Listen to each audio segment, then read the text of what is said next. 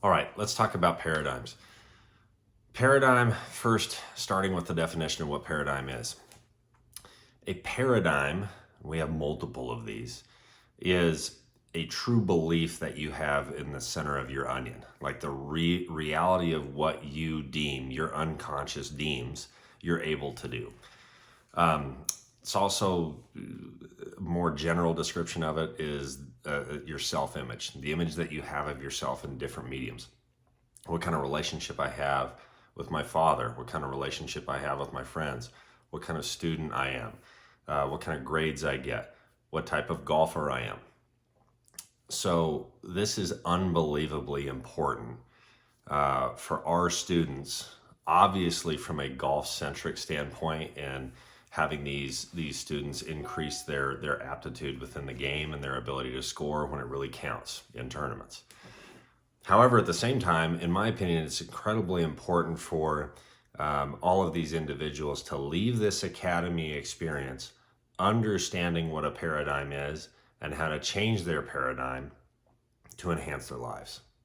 If I want better grades, it starts with the paradigm. If I want to play good golf, it starts with the paradigm. You have to have it.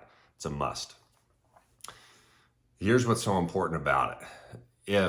And we see this often with some of our players that don't really understand the importance of it because we haven't educated them at a high enough rate or a high enough level from a coach or mentor standpoint to the student. They'll go through the physical progressions because they can see them and they see, oh my gosh, my golf swing's gotten better. They hit the golf ball better, they hit it farther, they hit it more precise. Short game gets better, putting gets better, and their scores don't change. The reason is the image that they have of themselves as a golfer, as a competitor, hasn't changed from the time that they were maybe poor with mechanics. And they've kept that same belief system all the way through the process of developing great mechanics. You have to elevate your paradigm along with your mechanics in order to reap the rewards of better scores. Because if I'm playing along and I'm doing great and I'm even par through 9 holes, but my paradigm says that I'm not that level of player yet, my unconscious is going to identify a way to put myself back in the spot where I deem I belong. So if I'm a player that shoots between 78 and 85 typically, and I shoot even par on the first 9 holes, I'm going to figure out a way, my unconscious is going to figure out a way, my paradigm is going to figure out a way to make a triple and a double to get me back to where I belong. Here's how we change this paradigm. It's a very, like starting off with this, and we can get deeper and deeper into it, but the foundational layers of paradigm development that every coach needs to know to educate their player is a 3-step process. It starts with an I want statement. So start with quotes, I want, ... fill in the blank, and the player is to fill in the blank from that point forward. I want to win a US Open. I want to win a JGAA event. I want to win AJGA. I want to be top 100 in JGS. I want to make my high school team. I want to break 90 for the first time. All I want statements.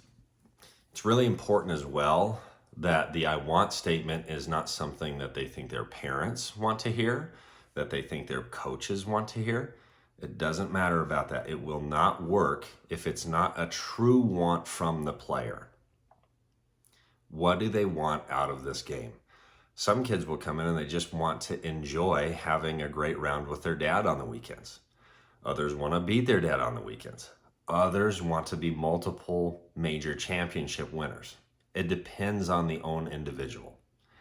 It's our job as coaches to help them recognize that when they are first making this statement. From there, the next statement, that's step 1. The next step is you change that statement. Instead of I want, you start with I am. So if we start with this example of I want to win the US Open, the next sentence that they write would be I am a US Open champion. Now notice how I stated that in the present tense. I did not state it, I am going to be a US Open champion. Going to be is always that's a future tense statement. If they are saying this and writing this out in future tense is I'm never getting it. It's always something that's coming, and it's not coming into fruition. This needs to be something that they have right now. I am a US Open champion.